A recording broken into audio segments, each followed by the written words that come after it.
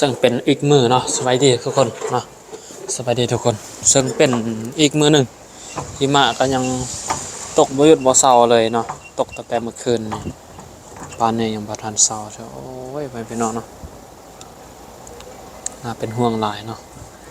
สภาพอากาศ เวียกงานของเฮาแต่ละมื้อก็จะประมาณนี้แหละจะน้อยก็สิกวดหิมะนี่แหละโอ้มันหนักเด้หิมะนั่นน่ะ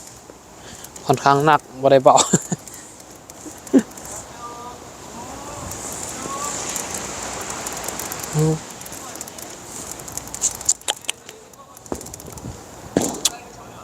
หนักไว้เนาะพี่น้องเป็นยังไงสภาพบ้านเฮาเป็นยังไงเนาะช่วงนี้ฮะนะเป็นอะไรเนาะนี่คือว่าโอ้ยคนไหนอยู่ทางรถมันคือแบบคิดต่มเลยเนาะพี่น้องเนาะ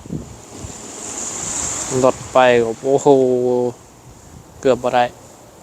แต่ตัวนี้มันแบบอยากคล้ายคือฝนนะมันตกมันหนัก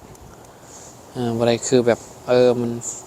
หิมะตกฟอยค่อยลงตัวนี้มันลงไวหน่อยนึงเนาะ